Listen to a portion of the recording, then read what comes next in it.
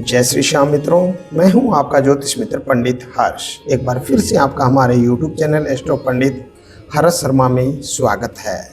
बड़े ही सरल तरीके से ज्योतिष को जानेंगे और समझेंगे। मित्रों, आज का हमारा चर्चा का विषय रहने वाला है, क्या सच में नंदी महाराज के कान में कही मनोकामना सीधी पहुंचती है भगवान शिव तक। जानेंगे इसी के विषय में संपूर्ण जानकारी। क्या है इसमें सच्चाई और क्या है इसका रहस्य। तो जुड़े रहिए हमारी इस YouTube वीडियो के साथ में अंत तक। जानते हैं नंदी महाराज के कान में कही मनोकामना कैसे पहुंचती है भगवान शिव तक। आइए जानें। मित्रों, भारत में मंदिर केवल पूजा अर्चना का स्थान नहीं है, बल्कि वे आस्था, विश्वास और रहस्यों के केंद्र भी हैं। इन्हीं में से एक है भगवान शिव के नंदी महाराज। आपने अक्सर देखा होगा कि शिव मंदिर में लोग भगवान शिव के सामने बैठे नंदी के कान में अपनी मनोकामना कहते हैं। मान्यता है कि भक्त से कही हुई बात सीधे भगवान भोलेनाथ तक पहुंचती है। सवाल यह उठता है कि क्या सच में नंदी के कान में कही बात भगवान महादेव तक पहुंचती है। आइए जानते हैं इस आस्था और रहस्य से जुड़े हुए पहलुओं को विस्तार से। कौन है नंदी? नंदी केवल एक बैल नहीं, बल्कि भगवान शिव के वाहन और उनके प्रमुख गण माने जाते हैं। नंदी को शिव भक्तों का प्रथम द्वारपाल भी कहा जाता है। पुराणों के अनुसार नंदी शिव जी के सबसे प्रिय भक्त है और कैलाश पर भगवान की सेवा में सदैव तत्पर तैयार रहते हैं। नंदी के बिना शिव की आराधना अधूरी मानी जाती है। नंदी के कान में मनोकामना कहने की परंपरा। शिव मंदिरों में भक्त नंदी के कान में झुककर अपनी समस्याएं और मनोकामना कहते हैं।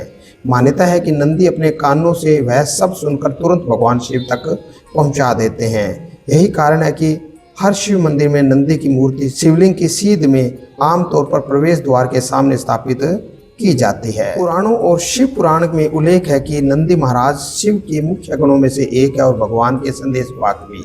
मान्यता है कि भक्त के द्वारा बोली गई बात को नंदी तुरंत शिव तक पहुंचाते हैं। यही वजह है कि शिव भक्त नंदी को अपनी मन की बात कहते हैं और विश्वास करते हैं कि भोलेनाथ उसकी सुनकर आशीर्वाद देते हैं। अगर इसे वैज्ञानिक दृष्टिकोण से देखा जाए तो नंदी के कान में बात कहने की परंपरा एक एकाग्रता है, सकारात्मक सोच की ओर प्रेरित करती है। जब कोई व्यक्ति अपनी मनोकामना नंदी के कान में कहता है तो वह अपने मन की गहराई से अपनी इच्छा को व्यक्त करता है। यह मनोविज्ञान है कि जब हम अपने विचारों को स्पष्ट रूप से व्यक्त करते हैं तो हमारा विश्वास और दृढ़ हो जाता है। यही विश्वास हमें अपने लक्ष्य की ओर अग्रसर करता है और हमें मजबूत बनाता है।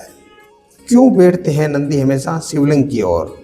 शिव मंदिरों में नंदी की मूर्ति हमेशा शिवलिंग की सीध में होती है। यह प्रतीक है निष्ठा और भक्ति का। नंदी लगातार भगवान शिव को निहारते रहते हैं और उनकी परिस्थिति का एहसास कराते हैं। भक्तों का मानना है कि नंदी के माध्यम से कही गई बात सीधे शिवलिंग तक जाती है, भगवान भोलेनाथ के कानों में जाती है।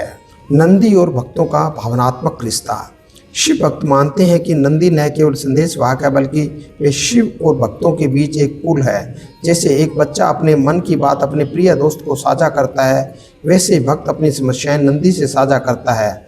नंदी का यह स्वरूप भक्तों को आत्मीयता और स्नेह का एहसास कराता है।